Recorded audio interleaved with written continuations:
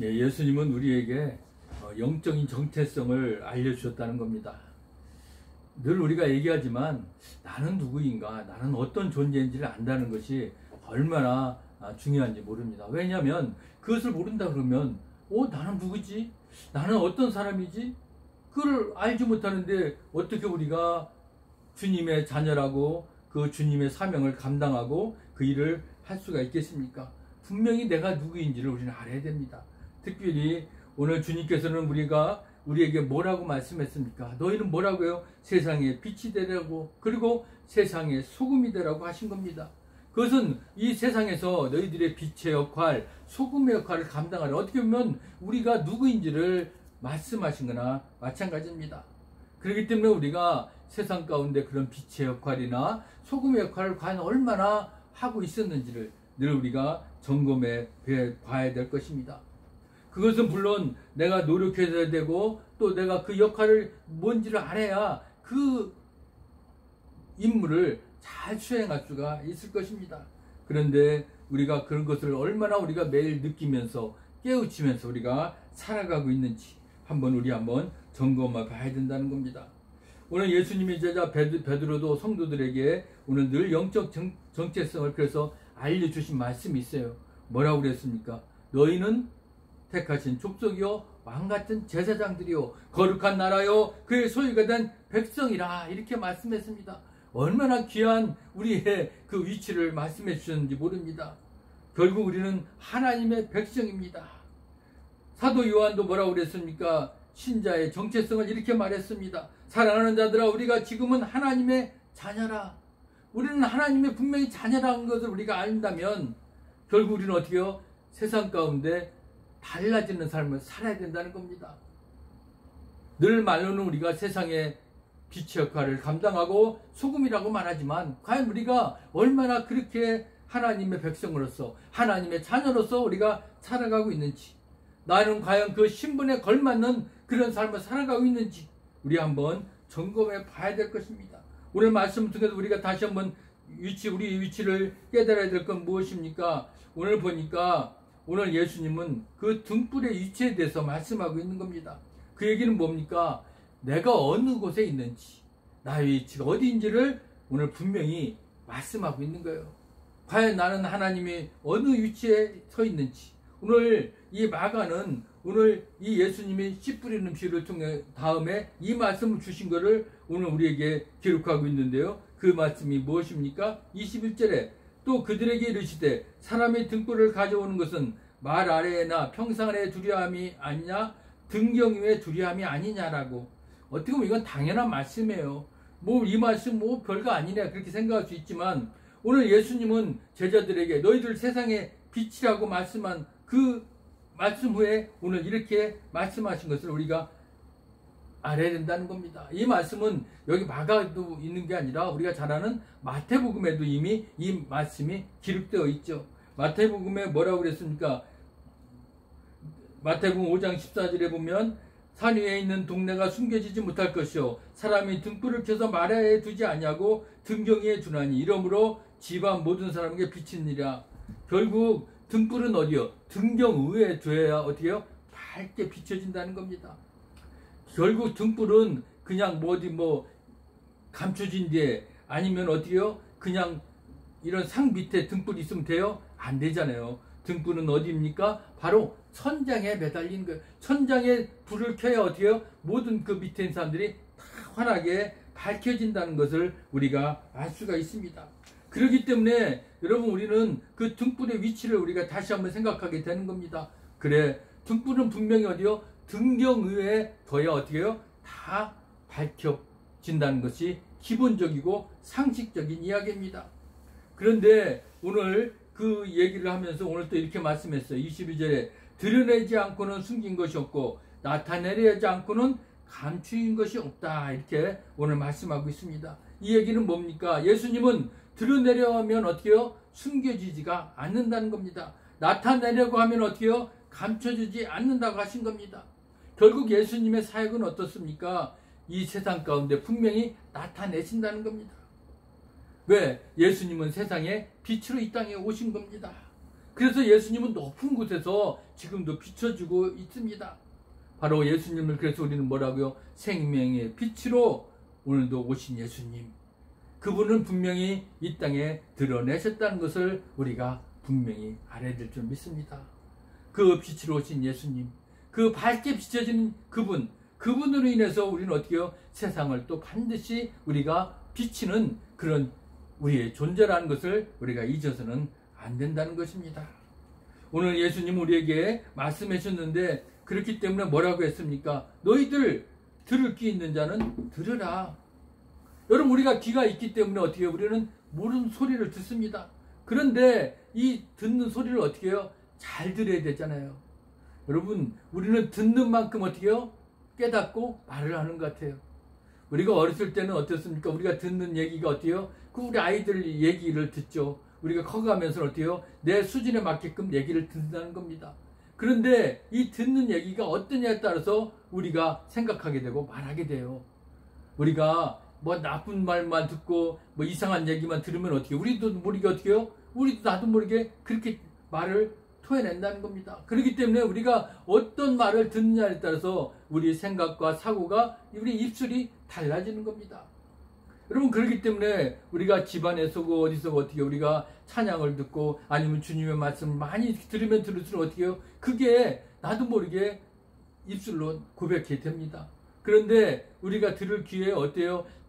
다른 나쁜 것들을 듣게 되면 어떻게 해요? 그것도 나도 모르게 그러니까 욕을 여러분 많이 이렇게 듣는 곳에서 잘하게 되면 어떻게 나도 모르게 욕이 나온다는 거예요. 그건 왜 그랬습니까? 그렇게 많이 들었기 때문에 그런 환경에 있었기 때문에 그렇게 나오는 것이죠.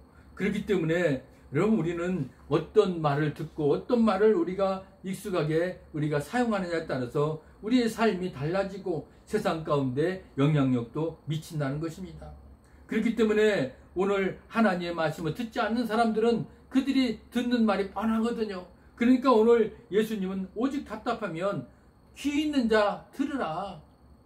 너희들이 귀를 가지고 있다면 내가 무슨 말을 하고 어떻게 하는지 그렇게 분명히 들어야 너희들이 삶이 달라질 것이고 너희들의 앞길이 분명히 달라진다는 겁니다.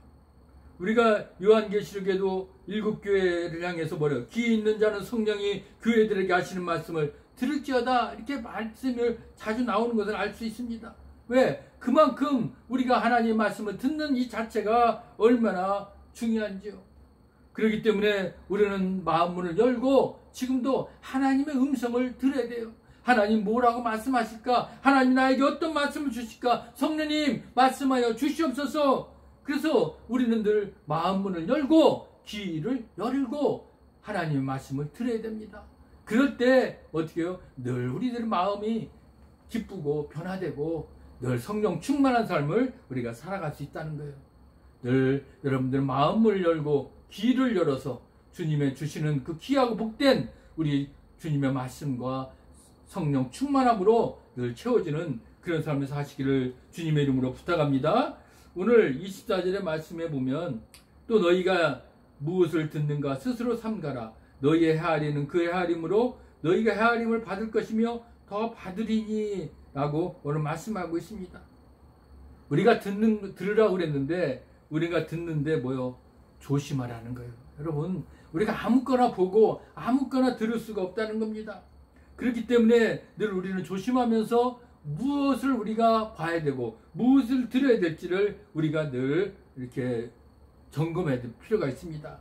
그렇기 때문에 우리가 믿음의 사람들은 우리가 믿음의 사람 공동체에서 할 때 이렇게 예배 드리고 찬양 드릴 때 우리는 어차피 주님에게 영광 드리는 찬양의 이런 음악을 우리가 합니다. 소리를 지릅니다. 그리고 그런 말을 우리가 나눌 때 어떻게 해요? 우리가 마음의 생각이 달라진다는 겁니다.